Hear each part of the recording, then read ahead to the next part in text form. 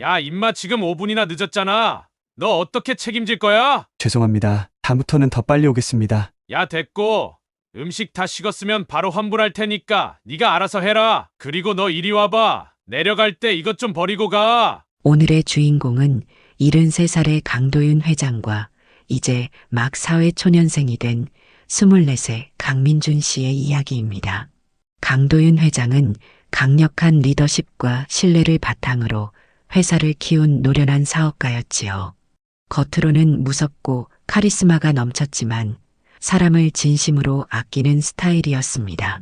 하지만 강도윤 회장에게는 단단한 신념이 있었습니다. 비록 자신이 백만장자가 되었어도 가족들에게 쉽게 돈을 쥐어주거나 무조건적인 지원을 하지 않는 것. 돈의 가치를 직접 배우고 깨달아야 진정한 부자가 된다고 믿었기에 손자에게도 절대 쉽게 길을 열어주지 않는 성격이었지요. 하지만 그에게는 크나큰 아픔이 있었습니다. 바로 하나뿐인 아들과 며느리가 몇 년 전 교통사고로 세상을 떠난 것이었지요. 그렇기에 강도윤 회장은 겉으로는 강하고 카리스마 있는 회장이었지만 속으로는 하루하루가 아픔과 슬픔으로 얼룩진 삶을 살고 있었습니다. 그리고 이제 남은 유일한 손자 강민준. 군대도 전역하고 이제 막 사회초년생이 되었지만 강도윤 회장은 이 손자가 세상에서 혼자 살아가는 것이 너무나도 걱정되었습니다. 민준이는 부모를 잃은 아픔을 내색도 하지 않고 씩씩하게 살고 있었지만 강도윤 회장의 마음속에는 그 아이가 외롭지는 않을까, 어려운 순간에 누구에게 기댈 수 있을까 하는 걱정이 항상 자리하고 있었습니다. 그래서 강도윤 회장은 평생을 지켜온 철학을 처음으로 깨기로 결심했습니다. 아내와 상의한 뒤 민준이를 자신의 저택으로 데려와 함께 살기로 했지요. 그리고 자신의 회사에 취직을 시켜 일을 배우게 한 뒤에 천천히 경영을 물려줄 계획을 세웠습니다. 그렇게 취업 준비를 하며 배달 아르바이트를 하고 있는 민준이를 찾아갔습니다. 오랜만에 찾아간 아들의 옛집. 그 순간 한동안 묻어두었던 슬픔이 몰려왔지만 강도윤 회장은 애써 감정을 숨기고 손자와 마주 앉았습니다. 그리고는 곧바로 본론을 꺼냈습니다. 자신의 철학을 깨고 할아버지 회사로 와서 일해라라고 말한 것이지요. 강도윤 회장의 회사는 누구나 꿈꾸는 최고의 직장이었기에 당연히 민준이가 기뻐할 줄 알았습니다. 하지만 그 예상은 완전히 빗나갔습니다. 민준이는 단호하게 말했습니다. 저는 아직 할아버지 회사에 들어갈 능력이 없어요. 더 배워야 할 게 많고 이미 다른 중소기업이나 중견기업 쪽에 면접을 보러 다니고 있어요. 밑바닥부터 경험하고 싶어요. 역시나 그 아비의 그 아들이었습니다. 강도윤 회장의 아들, 즉 민준이의 아빠도 강 회장의 밑에서 직접 경험을 쌓고 밑바닥부터 시작해 혼자 힘으로 회사에 존경받는 임원급 자리까지 올라간 인물이었으니까요. 강도윤 회장은 손자의 단단한 의지를 보며 씁쓸한 미소를 지었습니다.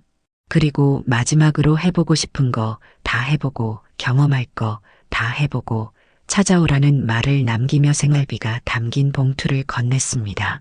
하지만 민준이는 그 봉투를 보고 깜짝 놀랐습니다. 왜냐하면 할아버지의 철학을 너무나도 잘 알고 있었기 때문이지요. 강도윤 회장은 절대 피와 땀을 흘리지 않은 보상을 주지 않는 사람이었기 때문입니다. 그래서 민준이는 단호하게 말하며 봉투를 거부했습니다. 할아버지, 저 괜찮아요.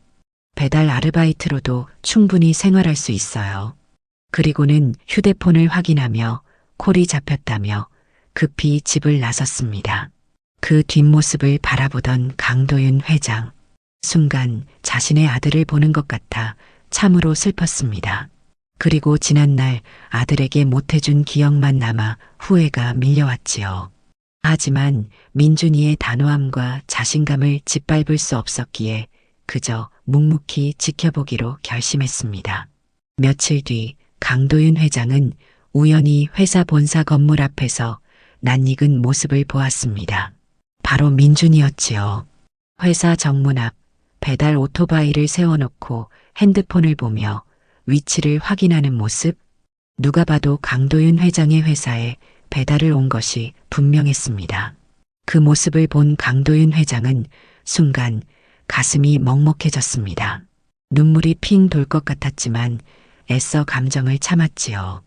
그런데 그때 경비원이 오더니 오토바이를 툭 차며 여기 주차하지 마. 저 멀리 주차하고 걸어와. 라고 소리쳤습니다. 하지만 민준이는 그 말에 대꾸도 하지 않고 조용히 오토바이를 멀리 주차한 뒤 서둘러 건물 안으로 들어갔습니다. 그 모습을 본 강도윤 회장은 돕고 싶었지만 민준이의 체면을 생각해 모른 척하기로 했습니다. 배달원으로 일하는 손자가 사람들 앞에서 난처해지는 것은 원하지 않았지요. 하지만 본능적으로 발길이 민준이를 따라갔고 결국 비서와 함께 민준이의 뒤를 밟았습니다. 건물 안으로 들어간 민준이는 배달을 하려 엘리베이터를 탔습니다. 그리고 그 엘리베이터 안에는 강도윤 회장이 서 있었습니다. 마침 엘리베이터 안에는 다른 직원들도 많았고 직원들은 회장이 타고 있다는 것을 깨닫자마자 조용해졌지요. 땀에 흠뻑 젖은 민준과 강도윤 회장의 시선이 마주쳤습니다. 서로 아무 말 없이 눈을 바라봤지만 회장은 아무렇지 않은 듯 천천히 시선을 돌렸습니다. 그런데 바로 그때 민준이의 휴대폰이 울렸습니다. 엘리베이터 안이 조용했기에 그 전화 소리는 더욱 크게 울려 퍼졌지요. 민준이가 전화를 받자마자 휴대폰 너머에서는 거친 목소리가 쏟아졌습니다. 야, 지금 몇 시인데 아직도 안 왔어? 안 먹을 테니까 다시 가져가. 환불 요청할 거니까 알아서 해. 아주 격한 목소리였고 전화를 받은 민준이는 연신 죄송하다며 곧 도착합니다라고 말하며 급하게 전화를 끊었습니다. 그 순간 강도윤 회장은 눈을 지그시 감으며 엘리베이터 천장을 바라보았습니다. 손자가 겪고 있는 현실을 목격하면서도 아무 말도 할 수 없었지요. 그리고 마침내 엘리베이터가 도착했고 직원들이 하나둘씩 내렸습니다. 민준이도 급히 뛰어나가 배달을 마치러 갔습니다. 민준이는 급히 마케팅 부서 휴게실로 달려갔습니다. 그리고 그곳에서 씩씩거리며 기다리고 있는 한 남자를 보았지요. 바로 55살의 이태석 부장이었습니다. 이태석 부장은 회사에 오래 몸담은 고위직 임원이었지만 높은 직급을 빌미로 아랫사람을 하대하는 갑질형 인물이었지요.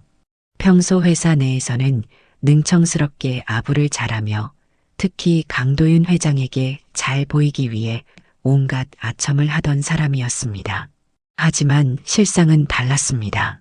부서 내에서는 권위를 내세우며 직원들을 압박하고 밖에서는 아무렇지 않게 배달원들을 무시하는 사람이었지요. 그런 이태석 부장은 민준이가 도착하자마자 버럭 화를 냈습니다.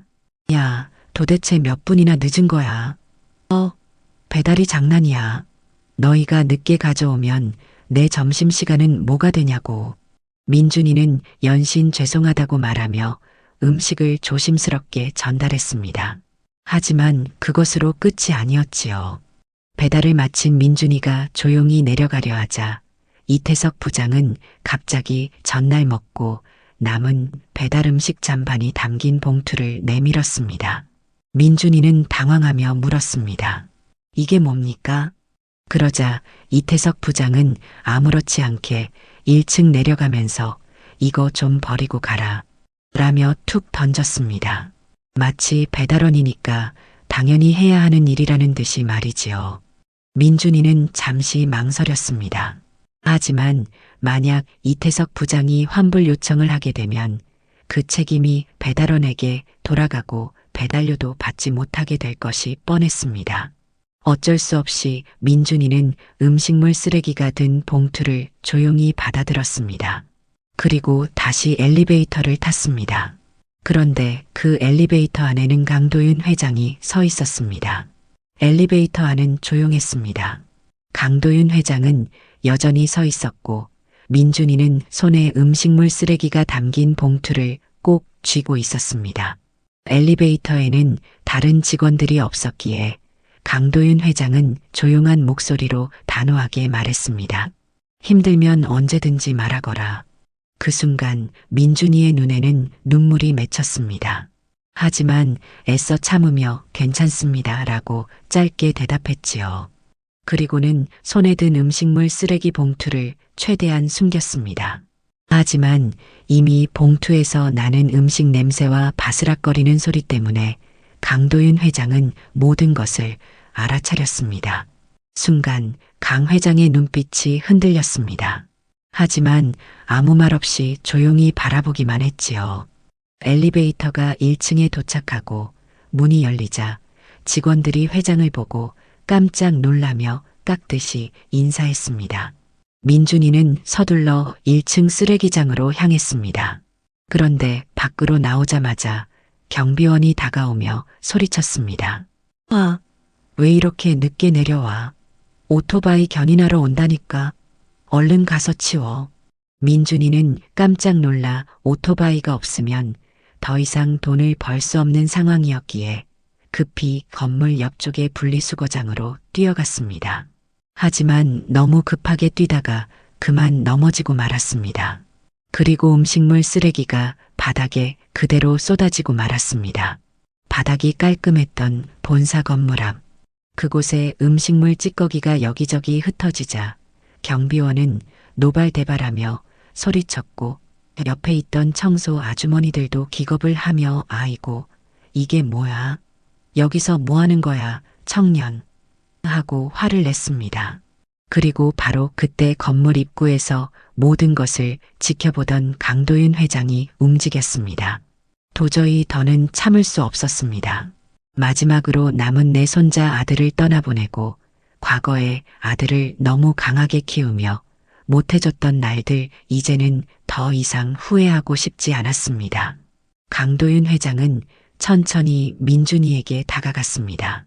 그리고 아무 말 없이 넘어진 손자의 옷을 털어주며 조용히 일으켜 세웠습니다.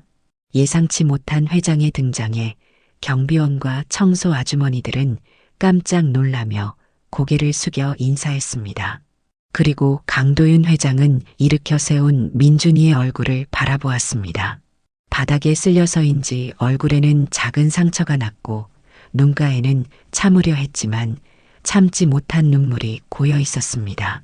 그 순간 강도윤 회장은 민준이의 손에서 배달 어플을 확인하더니 직접 전화를 걸라고 지시했습니다. 방금 배달한 사람에게 전화 걸어라.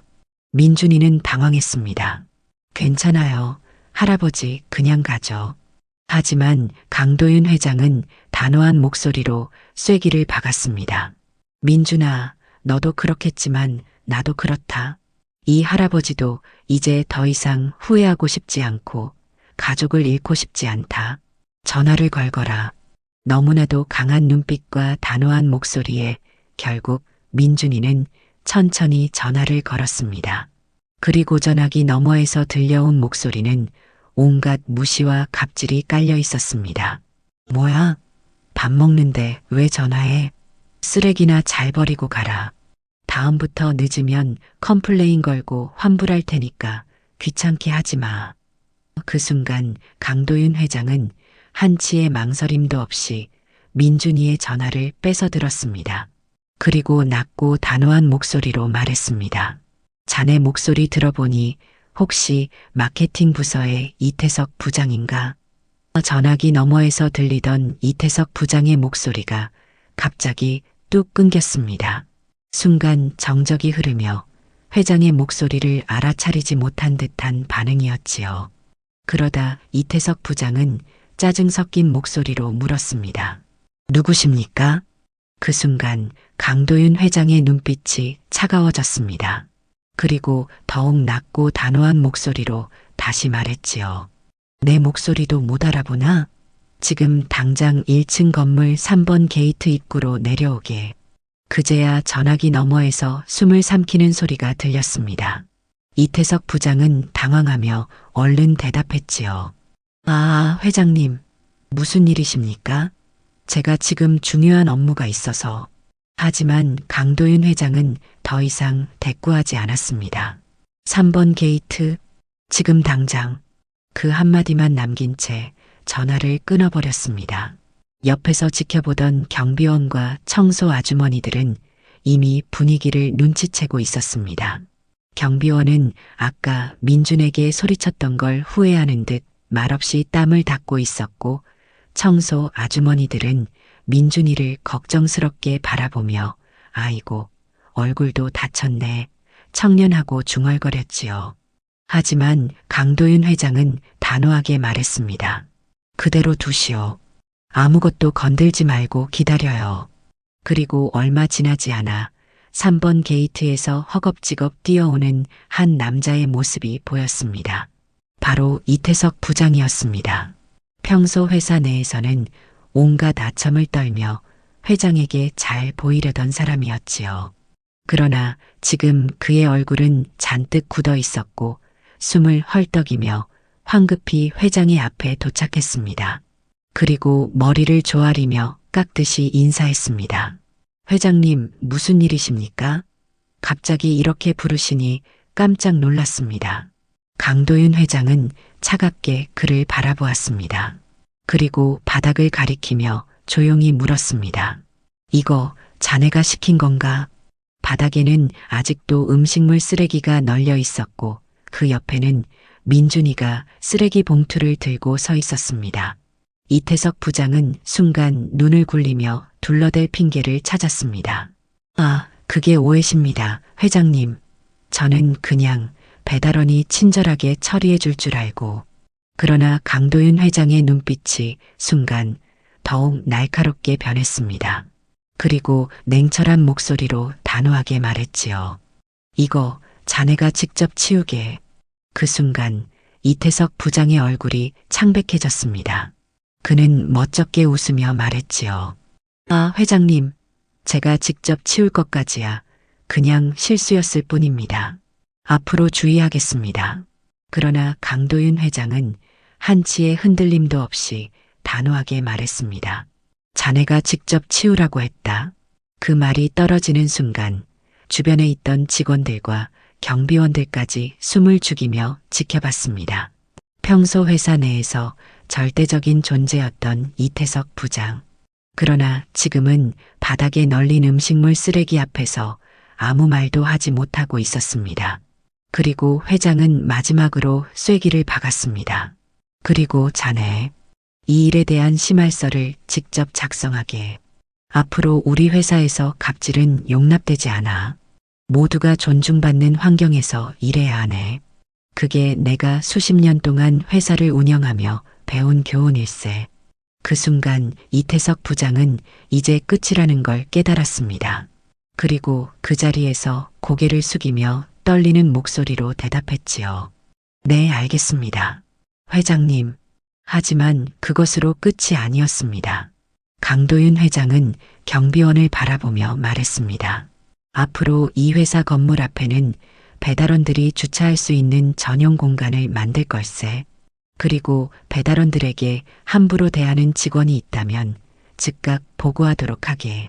경비원은 그 말을 듣고 긴장된 얼굴로 고개를 끄덕였습니다. 예, 회장님. 알겠습니다. 그 후 회장의 명령으로 임원들은 모두 3번 게이트 앞으로 집합되었고 회사 전체에 걸쳐 대대적인 정신교육이 진행되었습니다. 이 사건은 직원들 사이에서도 큰 충격을 주었고 그동안 회사에서 조용히 당해왔던 많은 직원들은 속으로 큰 박수를 보냈습니다. 그리고 그 자리에서 강도윤 회장은 민준이를 바라보며 마지막으로 말했습니다. 내가 정 그렇다면 우리 회사에서 인턴으로 시작하는 게 좋겠다. 절대 직급을 편에 봐주고 올리지 않을 거다. 밑바닥부터 시작하고 싶다면 내 회사에서 시작해라. 그 말에 민준이는 깊은 고민에 빠졌습니다. 하지만 그 순간 자신을 바라보는 할아버지의 눈빛을 보았습니다. 그건 단순한 명령이 아니었습니다. 간절한 부탁처럼 느껴졌습니다. 그리하여 결국 민준이는 할아버지의 뜻을 따르기로 결심했습니다. 그렇게 민준이는 할아버지의 회사에서 인턴으로 시작했습니다. 절대 편의를 봐주지 않는다는 강도윤 회장의 원칙 아래 민준이는 정말 밑바닥부터 피나는 노력을 하며 성장해 나갔지요. 처음에는 단순한 서류 정리부터 시작했습니다. 커피를 타고 보고서를 정리하며 선배들에게 혼나고 실수를 되풀이하며 남들보다 2배, 3배로 노력했습니다. 그리고 몇 년이 흐른 뒤 민준이는 그 누구의 도움도 받지 않고 스스로 핵심 임원 자리에까지 올라가게 되었습니다. 그 과정에서 회사 내 직원들의 신뢰를 쌓았고 모두에게 인정받는 인물이 되었지요. 하지만 시간이 흐르는 동안 강도윤 회장의 건강은 점점 악화되었습니다. 더 이상 예전처럼 강한 카리스마로 회사를 이끌던 모습은 사라지고 이제는 누워있는 시간이 많아졌습니다. 그러던 어느 날 민준이는 오랜만에 할아버지의 저택을 찾았습니다. 방 안에는 침대에 누워있는 강도윤 회장이 있었습니다. 이제는 예전보다 훨씬 야윈 얼굴하지만 여전히 눈빛만큼은 강한 사람이었지요. 민준이는 조용히 다가가 할아버지의 손을 잡았습니다. 그 순간 강도윤 회장은 힘없이 민준이의 손을 감싸주며 말했습니다. 민준아, 인생에서 가장 중요한 건 돈이 아니라 사람이야. 민준은 가만히 할아버지를 바라보았습니다. 그러자 강도윤 회장은 조용한 목소리로 덧붙였지요.